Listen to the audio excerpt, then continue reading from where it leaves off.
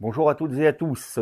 Aujourd'hui, une vidéo, dirais-je, semi-technique, semi-anecdote, très récente, concernant l'achat de ce Twitter sur un grand site d'annonces. Alors, ce Twitter-là est à la base un Twitter Warfedel, mais qui a été monté aussi sur des enceintes leak assez connues et dont certains modèles sont plutôt haut de gamme avec un 38 cm en 4 voies, d'ailleurs qui reprennent en partie la partie médium aiguë des Warfedel RDL SP que j'avais présenté sur la chaîne de mon ami Nicolas, NicoStyle Ifiman. Voilà, donc ces Twitter, sans être extrêmement rares, ne sont pas très courants. Alors ils sont sortis sous deux formes. La forme ancienne qui était ronde et la forme plus moderne, donc qui est carrée, avec ici une petite pièce de diffusion. À l'intérieur, on retrouve un dôme en matériaux synthétiques, un plastique quelconque, et il y a une bobine. Et ces haut-parleurs-là, la bobine est telle que je n'en ai pas en pièces détachées, et la réparation du Twitter que j'avais essayé de faire n'a pas donné de très très bons résultats. Donc je me suis dit, j'en vois passer, je me dis, achetons-le, même si bon, le prix n'était pas tout à fait donné. Voilà, c'est celui-là exactement, et vous verrez que certains détails ont leur importance. Donc, je reçois ce Twitter. Le vendeur est un vendeur, on va dire, expérimenté. Et effectivement, sur l'annonce, il a branché un ohmmètre qui va nous donner non pas l'impédance, mais la résistance, et qui donne une valeur qui est proche du mien. Donc je me dis, bah, jusque-là, tout va bien. Achetons-le. Lorsque je le reçois, je remesure l'impédance, qui est à peu près conforme à celle de la photo du vendeur. Par contre, quand je branche le Twitter, là, la musique change, comme vous allez vous en apercevoir, avec le petit insert vidéo que je vais inclure maintenant. Nous allons mesurer l'impédance, ou plutôt la résistance des deux Twitter, et ensuite après, nous les écouterons en live, si je puis dire, avec de la modulation. Donc Twitter numéro 1.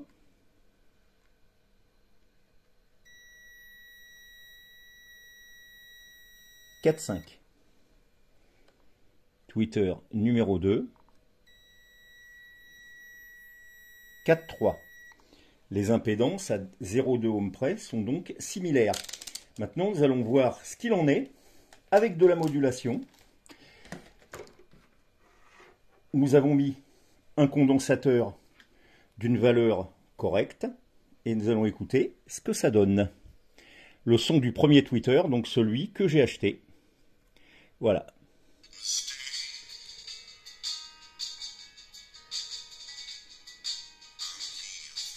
Nous écoutons maintenant le second Twitter qui était dans les enceintes Warfedel.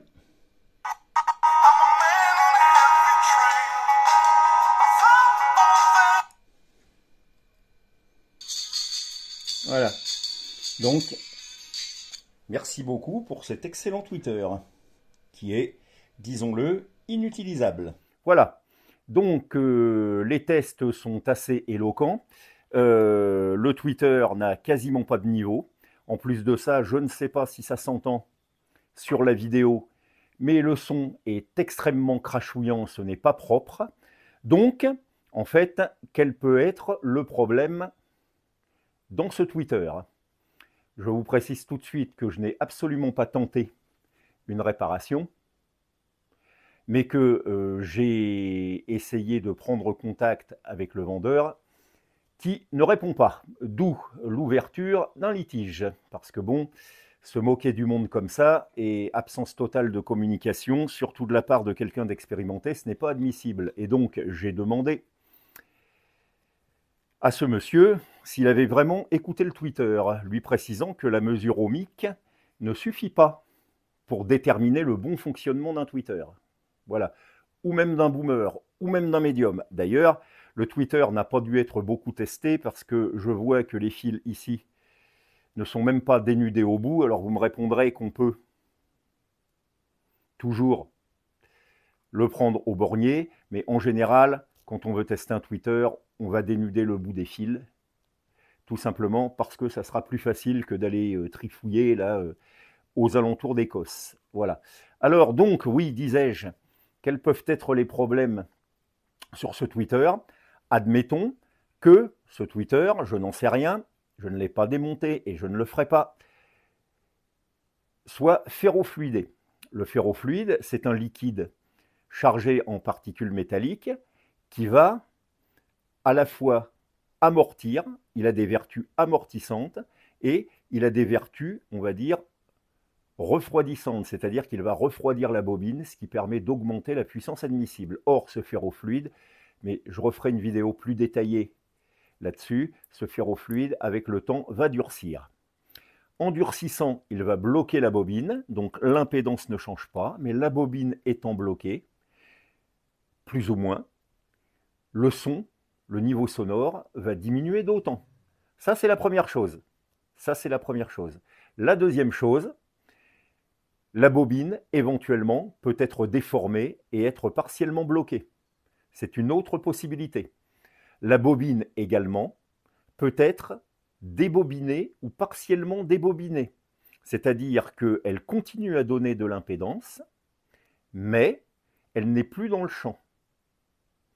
D'où le fait que le niveau est très très faible, puisqu'il n'y a plus que quelques spires, en fait, qui sont dans le champ.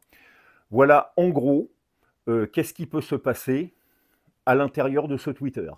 Je n'envisage pas que les spires soient cramés ou autres, puisque, encore une fois, l'impédance est bonne. Quoi qu'il en soit, je ne sais pas comment se terminera cette triste histoire. Je souhaite réexpédier ce Twitter si notre homme refait surface, ce qui serait assez profitable pour nous deux, voilà, avant d'engager d'autres procédures. Voilà, donc, eh bien, malheureusement, pas de chance pour les enceintes qui vont encore rester un petit peu le ventre ouvert. Voilà. Eh bien, écoutez, sur ces fortes paroles, je vous dis à une prochaine fois et... Bonjour chez vous.